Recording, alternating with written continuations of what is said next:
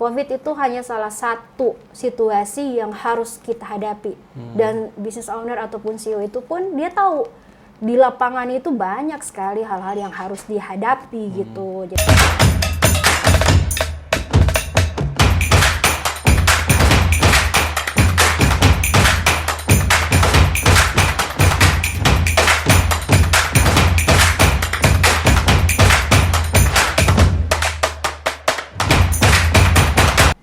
Oke, assalamualaikum warahmatullahi wabarakatuh.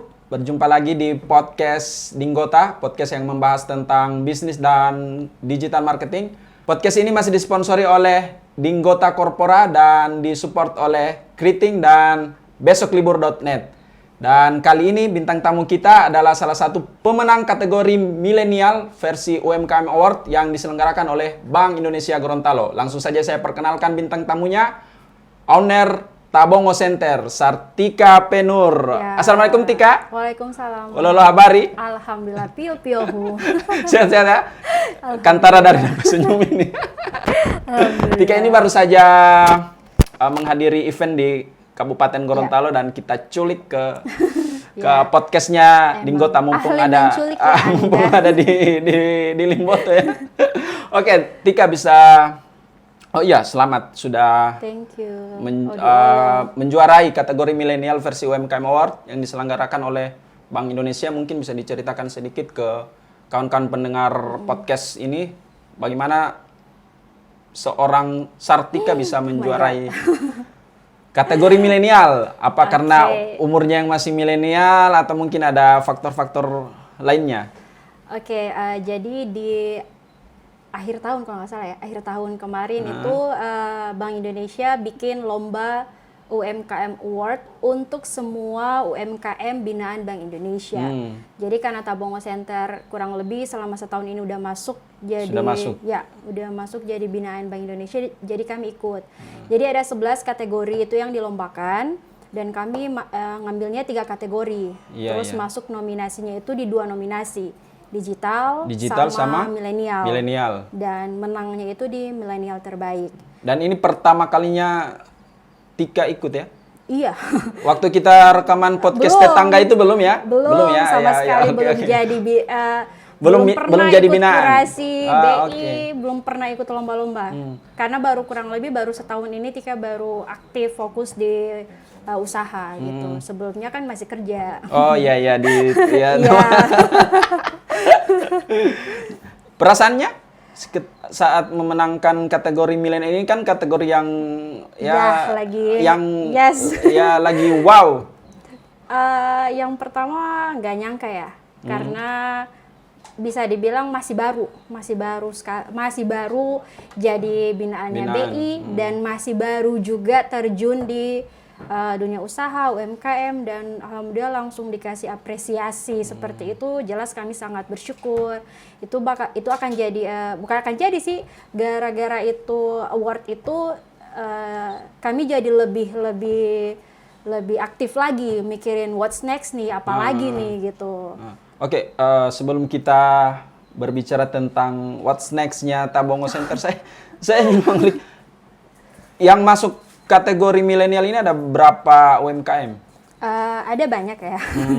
Ada banyak teman-teman yang kurang lebih usianya di kategori itu, kategori milenial itu. Oh, berarti tante-tante kita yang itu nggak masuk ya? Yang tante-tante teman kita itu. Kok malah jadi tante-tante sih? Daripada oma-oma. Ada banyak pelaku UMKM baik yang senior, junior, makanya ya ada kategori juga. Ada kategori khusus untuk mereka ya? Bukan kategori khusus tante-tante lah. Tapi kan ada 11 kategori kan banyak. Tika juga ikut di kategori yang ada yang sama dengan mereka gitu. Dan menangnya di kategori milenial. Bisa dibocorkan apa hadiahnya? Kasih tahu supaya bisa jadi sebuah penyemangat buat pendengar podcast Dinggota di luar sana yang hadiah per kategorinya itu 25 juta. Wow, 25 juta ya. Itu sangat besar bagi Tabongo Center. Untuk UMKM yang belum pernah sama sekali dapat sentuhan dari pemerintah atau apapun, itu sangat membantu untuk upgrade fasilitas pada khususnya gitu. Karena kan ya lumayan juga sih. Jadi kita bisa ngurang modal dong buat beli mesin atau buat beli alat segitu jumlahnya. Tapi ngomong-ngomong, Tabongo Center ini bisnisnya apa sih? Apa ya? Nah. Mau tahu? Mau tahu banget. Jadi kami itu adalah bisnis kuliner. Bisnis kuliner. DNA bisnis kami itu adalah bisnis tradisional. Goal kami itu bagaimana kami menciptakan produk yang enak dimakan dan sehat untuk tubuh. Tapi tunggu dulu. Namanya Tabongo Center, tapi kan tidak mewakili atau tidak merepresentasikan bisnisnya sebagai bisnis kuliner. Kalau center itu saya langsung otak saya itu langsung berpikir ini pusat elektronik. Iya, kayak juri Anda ya, kayak jurian kemarin. Iya, center itu kan sebenarnya pusat ya. Sebenarnya kuliner ini bukan satu-satunya bisnis yang kami punya. Bukan satu-satunya bisnis yang dipunyai sama keluarga. Tika. Bisnis keluarga. Ini jadinya ini bisnis keluarga.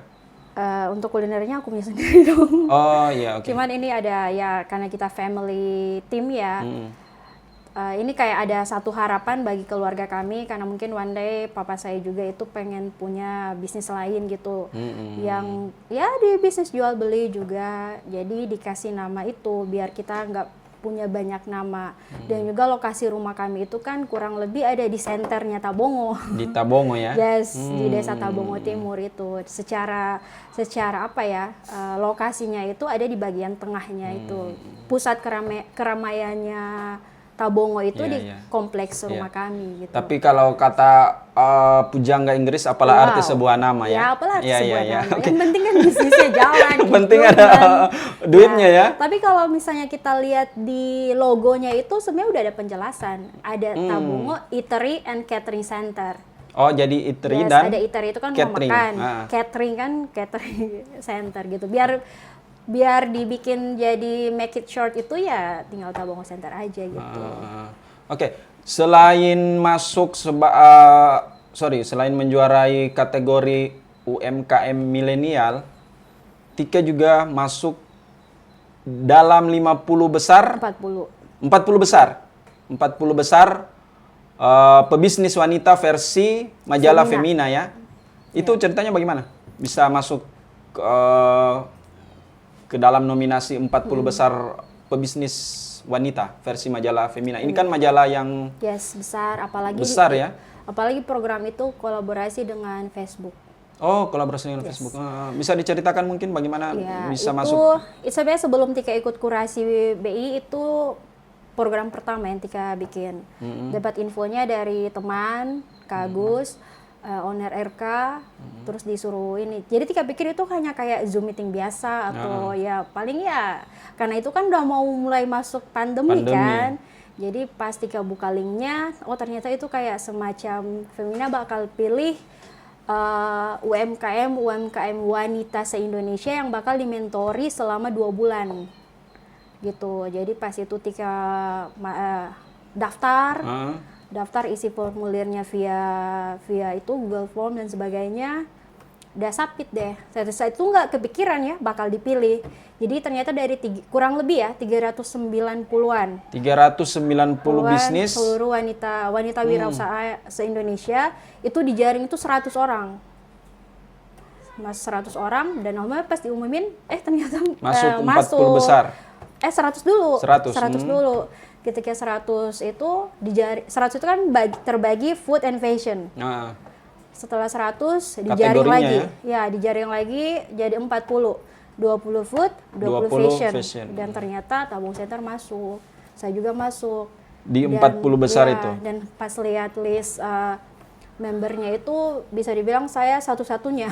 Dari Gorontalo? Dari Indonesia Timur malah. Oh, dari Indonesia Timur. Iya, yang kategori food. Kalau untuk fashion saya lihat ada yang food, dari ya? Makassar.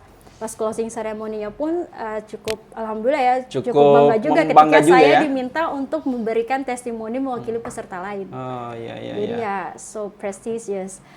Dan itu salah satu milestone-nya Tabongo Center ya? Di situ saya belajar banyak hal selama 2 bulan. Apa aja yang dipelajari ketika ikut Jadi itu kan mentoring 2 bulan? Ada 6 modul. Modul pertama tentang modul pertama dan kedua itu tentang kewirausahaan. Itu pematerinya Pak Jacob Musri. Yes, beliau adalah presiden ICBS apa misalnya yang berhubungan dengan ICBS. Ya, itu kurang lebih. Ya, beliau ngajarin tentang leadership, ngajarin tentang bagaimana bikin bisnis plan. Sebelum bisnis plan, bisnis canvas, iya. BCM, whatever, saya lupa namanya. Terus ya kurang lebih seperti itu. Setelah itu materi tentang branding dari Arto Biantoro, Yes. dia aktivis brand. Ya, dari beliau. Terus food innovation and trend dari Mas Gupto, salah satu aktivis di Saya tiba-tiba jadi merinding ini dengar mentornya ini, mentor makanya kelas saya, kakap. Makanya saya tuh sempat insecure juga sih, kayak wow kok bisa ya, maksudnya saya masih baru, masih bisnisnya juga masih baru sekali, dan alhamdulillah saya udah diberikan kepercayaan menjadi 40 wanita wirausaha femina yang dimentori oleh mentor-mentor hebat itu. Tapi Tika tahu alasan mereka memilih Tika masuk ke 40 besar ini? Saya nggak tahu, namanya juga kan lomba. Jadi kita entah itu mungkin dari presentasinya atau mungkin dari, kalau produknya sempat dicicipi? udah dikirim sambal parut, tapi itu pun terakhir. Itu kan setelah 40 itu kan sebenarnya mau dipilih lagi 10. Tapi saat itu kondisi saya emang lagi tidak stabil. Udah mau ke 10 besar itu, ya mama saya sudah mulai keluar masuk rumah sakit yang sampai meninggal pun saya udah nggak sempat lagi ngirim produk. Sedangkan deadline-nya ini udah harus dipilih menjadi 10 besar yang bakal dimentori lagi one-on-one meeting bersama para mentor ini. Jadi saya pikir kayaknya saya udah nggak ini dulu deh. Belum rezeki ya? Itu kan dikasih lumayan banyak tugas-tugasnya. Jadi kita itu diminta mengisi tugas. Dikasih kayak PR tiap mentor dikasih PR. Terus kita kerjakan dan kirim lagi, kirim lagi. Mungkin dari situ sih penilaiannya ya. Oke. Jadi nggak sempat masuk 10 besar, tapi lumayan lah, 40 besar dari 390-an ya. Sangat bersyukur, apalagi dimentori sama, mentor-mentor. Bapak lebih kenal dong siapa mereka kan. Iya, saya pengen ketemu Bang Arto itu, tapi ya seperti itu. Oke, Tika, tadi kan Tika sempat menyinggung tentang orang tua ya, ibu ya, yang sudah meninggal dunia. Ya. Alasan Tika untuk tetap mempertahankan Tabongo Center selain pasti alasan terbesarnya adalah orang tua ya kalau untuk berbisnis. Nah sekarang salah satu orang tuanya sudah meninggal. Yes. Gimana mempertahankan idealisme itu untuk? Iya, sebenarnya ini saya bilang kalau orang bilang COVID ini adalah salah satu kayak challenge atau masalah terbesar mereka saat di bisnis. Kalau saya malah enggak. Challenge terbesar saya di bisnis itu ketika saya harus kehilangan ibu saya.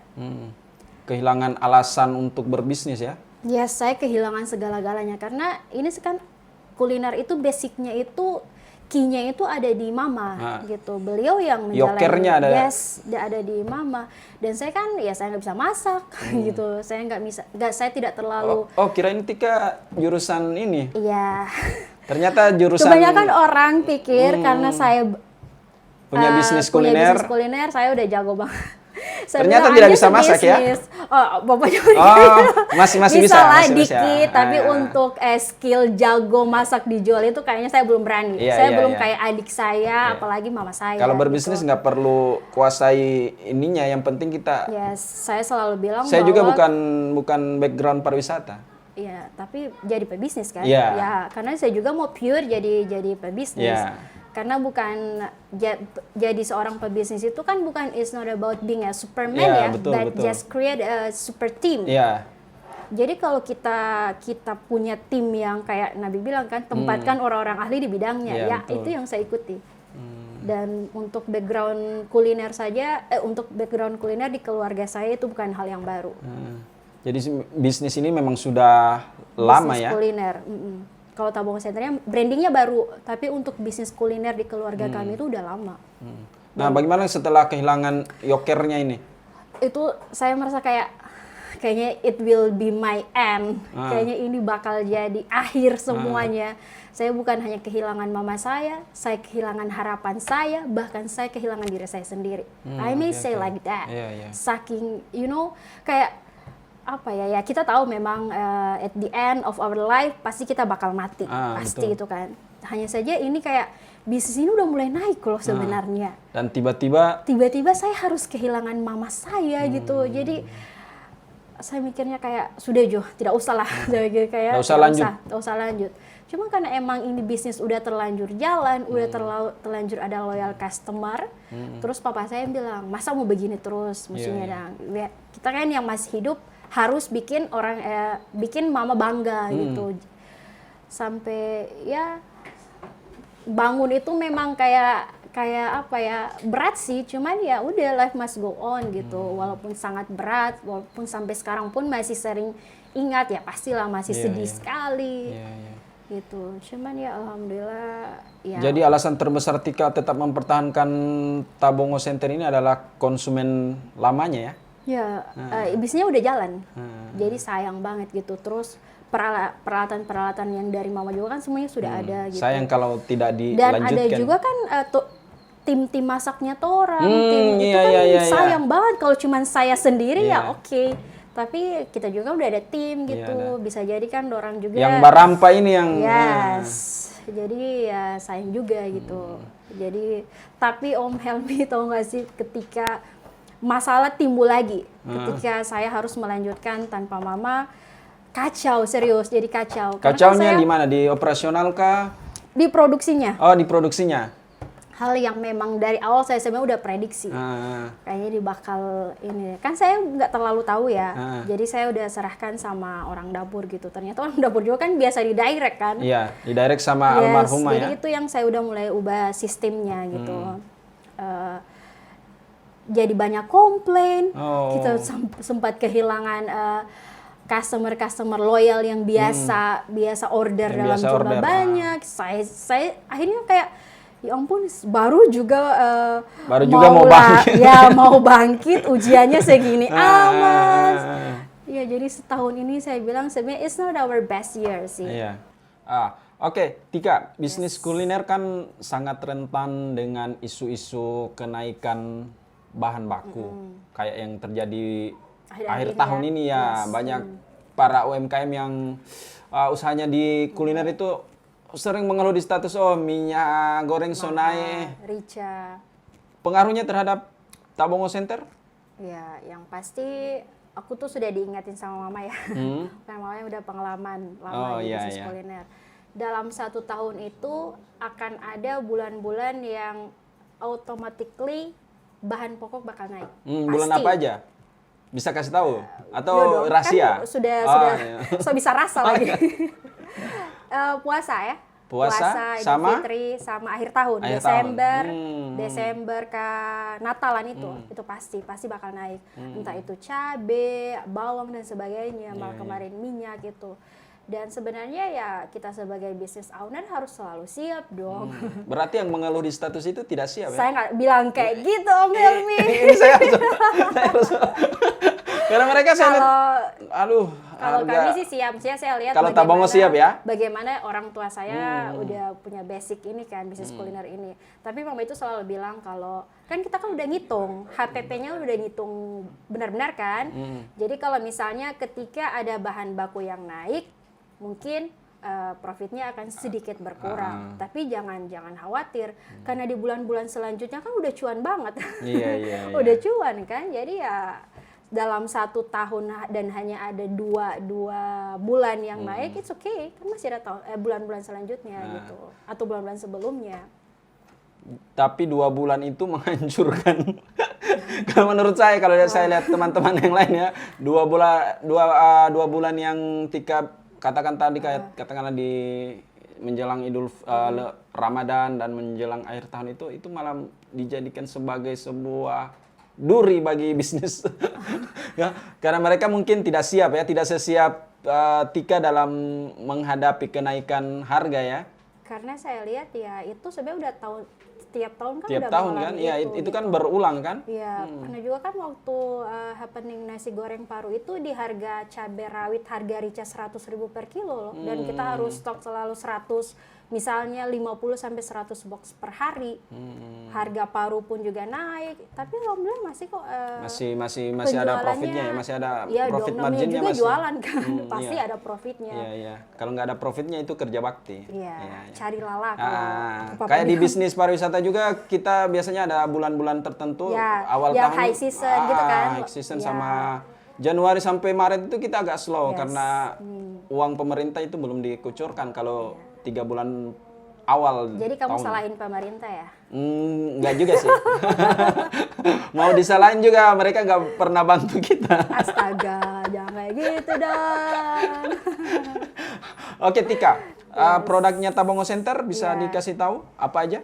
Ya, kita tuh lebih ke produk makanan-makanan sih daripada kita nggak ada, untuk saat ini belum ada produk camilan. Kita lebih ke produk-produk makanan berat kayak yang nasi goreng paru, nasi goreng tanpa santan, terus nasi dos, ada catering, Catering, prasmanan gitu. Nah, soal nasi box, Iya. kalau saya lihat di postingannya Tabongo Center ini pakai kemasannya Box craft, iya.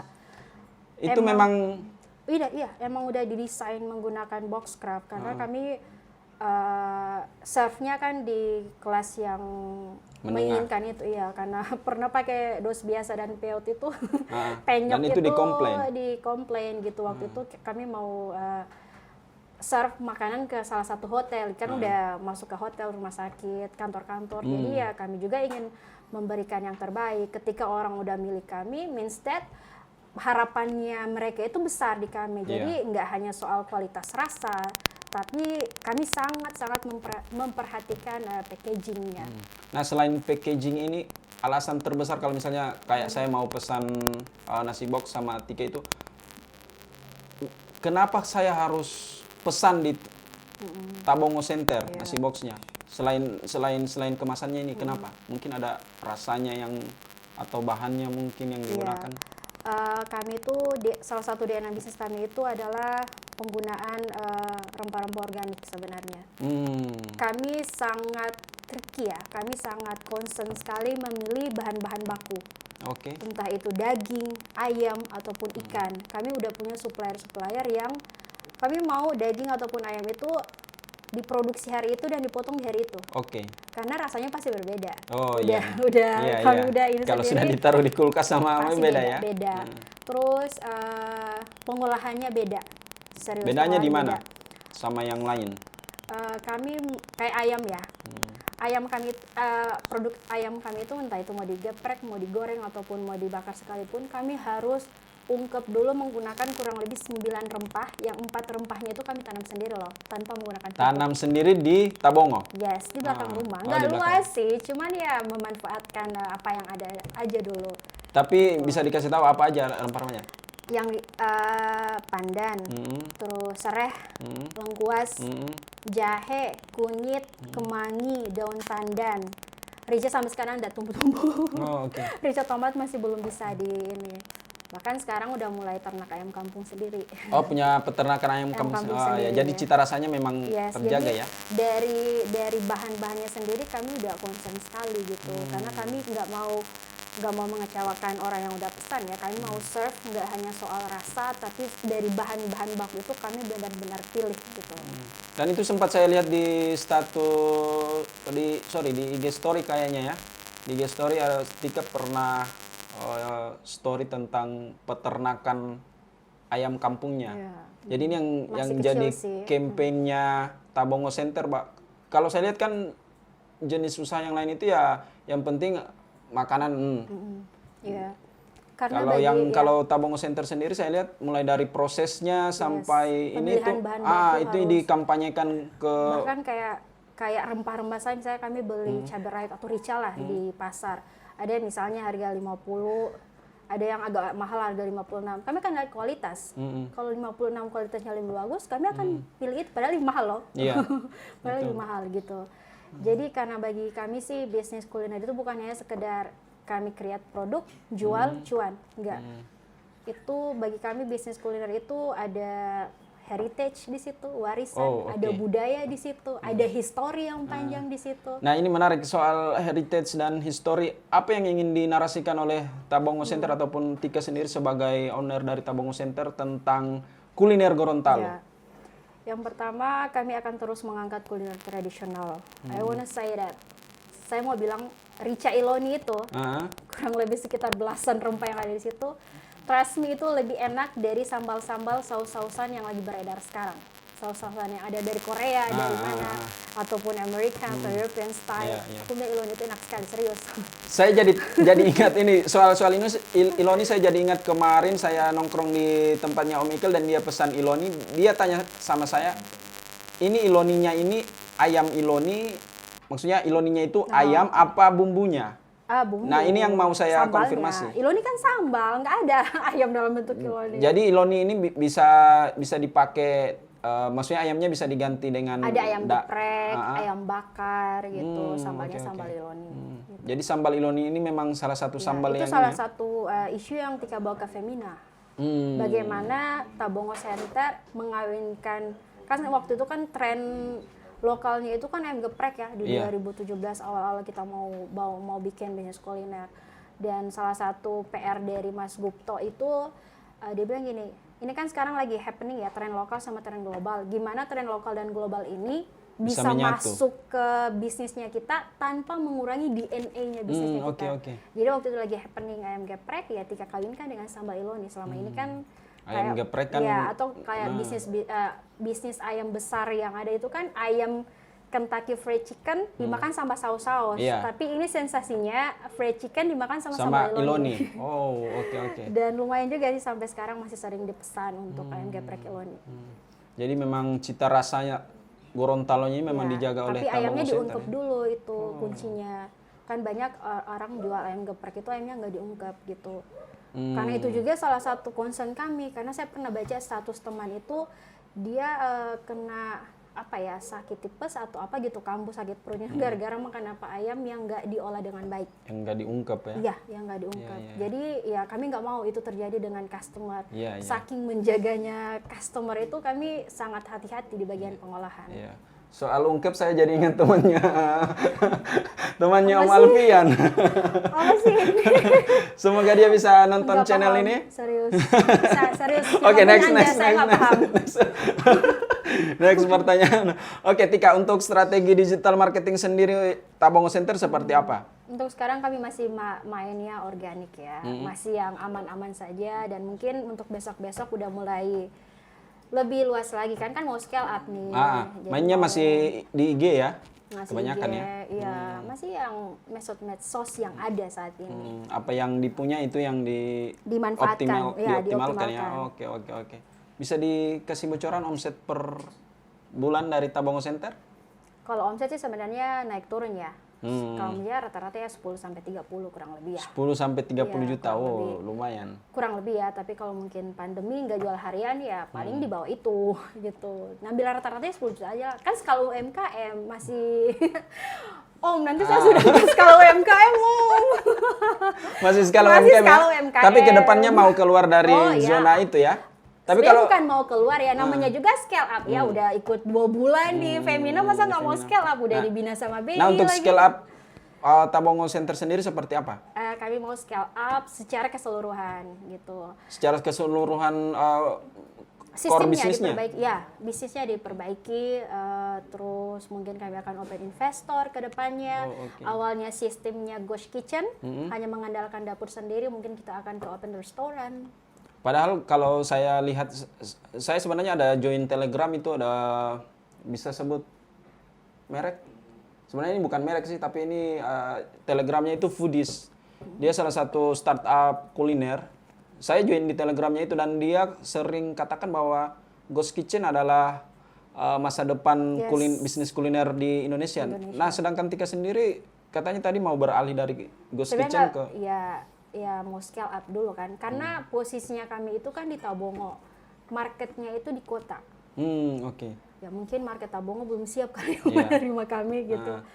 Jadi awalnya mau buka satu lagi ghost kitchen di kota Gorontalo, cuman kata saran tim saya kalau memang udah ada investor, ngapain ghost kitchen, kita open restoran sekalian. Open restoran sekalian ya. Apalagi udah disediain tempat, tinggal ya kurang lebih seperti itu. Tapi sayangnya untuk project investor ini masih dirahasiakan ya. Nanti jadi dulu. Iya, nanti iya, kalau iya. udah buka, oke. Nanti kalau udah opening buka jangan lupa Tabungo undang Eatery. besoklibur.net. Harus hadir Kriting. dan meliput. Iya.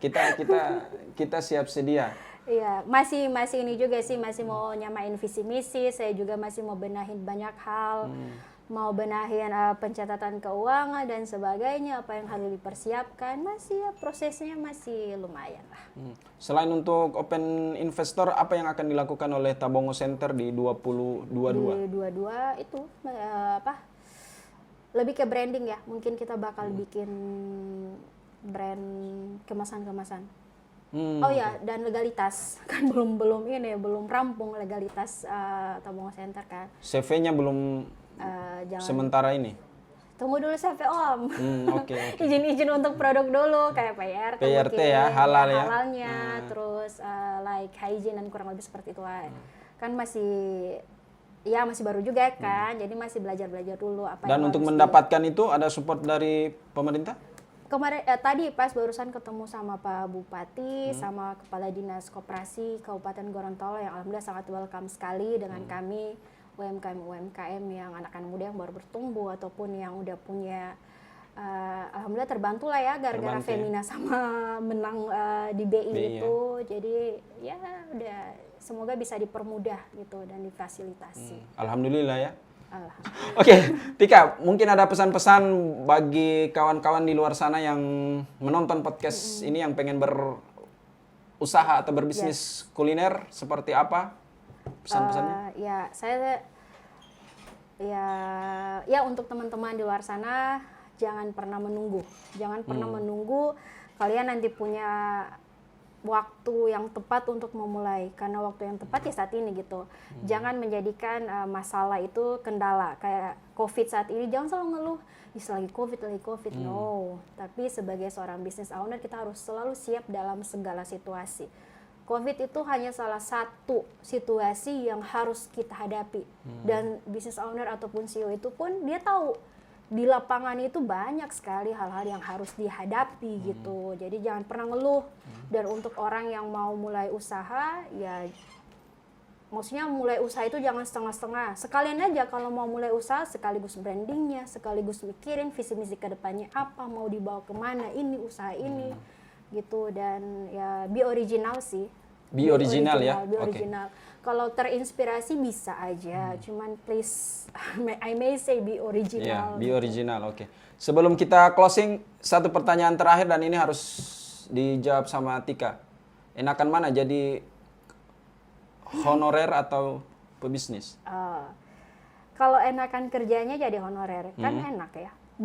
Bangun pagi udah ngantor, kerja dan tidak dapat gaji gitu. Tapi kalau ngarapin hasil yang lebih mungkin atau mungkin kita mau berbagi dengan lebih banyak orang, ingin punya penghidupan yang sorry to say lebih layak, kayaknya ya bakal pilih I wanna be an entrepreneur. Entrepreneur yes. Ya. Oke, jadi that's not only my dream, Mas. Oke. bukan hanya dream aja, Mas. Tapi itu adalah plan, salah satu rencana yang selama ini sementara saya wujudkan. Iya, oke.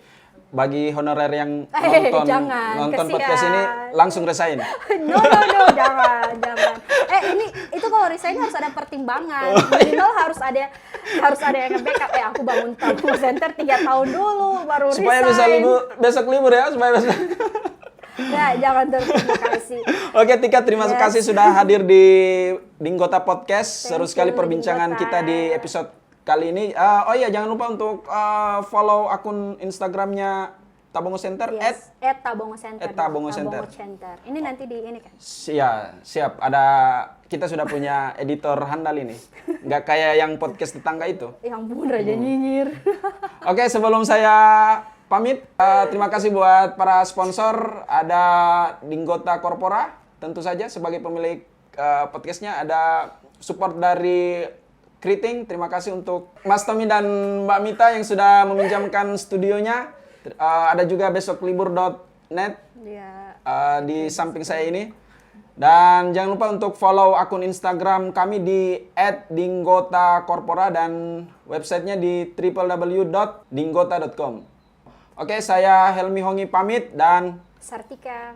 bye. Alhamdulillah. Assalamualaikum.